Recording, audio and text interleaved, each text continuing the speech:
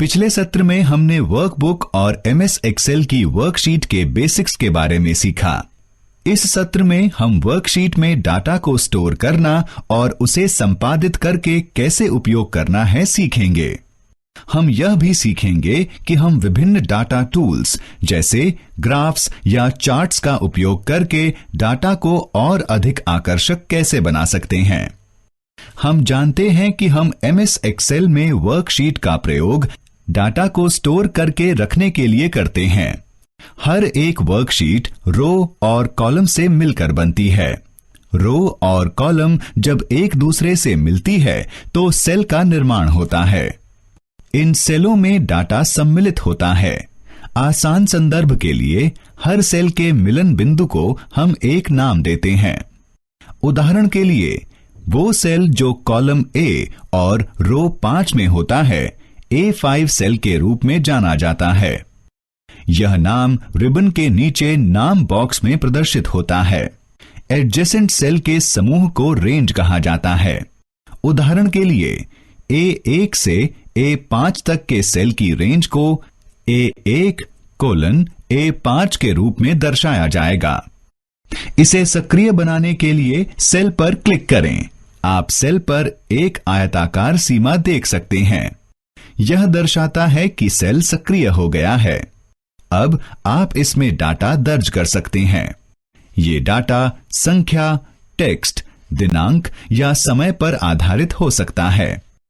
चलिए देखते हैं किसी सेल में टेक्स्ट और संख्या कैसे दर्ज कर सकते हैं। 1. सेल पर क्लिक करें। 2.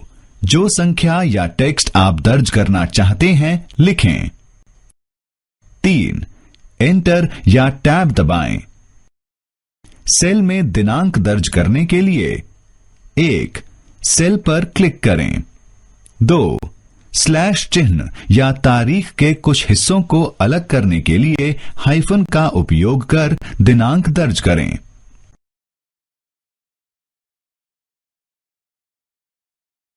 3. एंटर या टैब दबाएं। 12 घंटे की घड़ी पर आधारित समय सीमा दर्ज करने के लिए एक जगह छोड़ने के बाद समय सीमा दर्ज करें और फिर A या P लिखें। एमएस एक्सेल डिफॉल्ट रूप से समय को AM में दर्ज कर लेगा। एमएस एक्सेल एक क्लिक में एक ही समय में कई सेलों में एक ही डाटा दर्ज करने की अनुमति देता है। कई सेलों में एक ही डाटा दर्ज करने के लिए 1.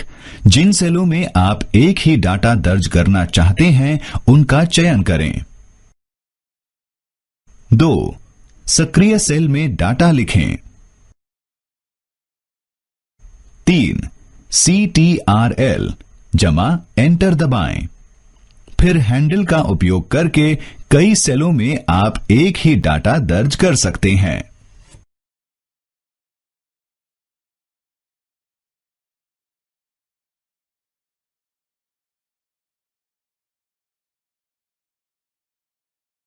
हमें टेक्स्ट, संख्या या तारीखों की एक श्रृंखला टाइप करने की जरूरत पड़ती है।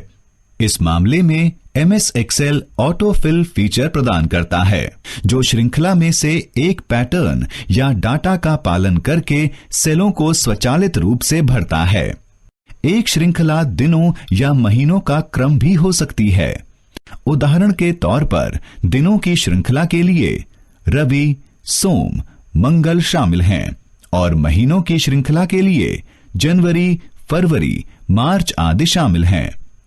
चलिए देखते हैं कैसे हम एक टेक्स्ट श्रृंखला को बनाते हैं जिसमें सप्ताह के दिनों की टेक्स्ट प्रविष्टियां शामिल हों। सबसे पहले श्रृंखला की शुरुआत में पहली वैल्यू दर्ज करें, जो श्रृंखला का पहला दिन होता है। जिन सेलों को आप भरना चाहते हैं वहां पर ऑटो फिल हैंडल को खींचें। इसी तरह आप महीनों के नामों की श्रृंखला बना सकते हैं।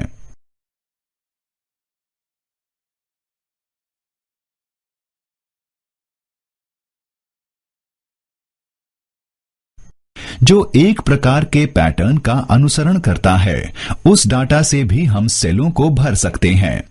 मान लीजिए एक सूची जिसमें शामिल श्रृंखलाओं की संख्या 1 से शुरू होकर 10 पर खत्म होती है से सेलों को भरना चाहते हैं। फिर पहले सेल में संख्या 1 और दूसरे में संख्या 2 दर्ज करें। इससे बढ़ती संख्या का पैटर्न सेट हो जाएगा।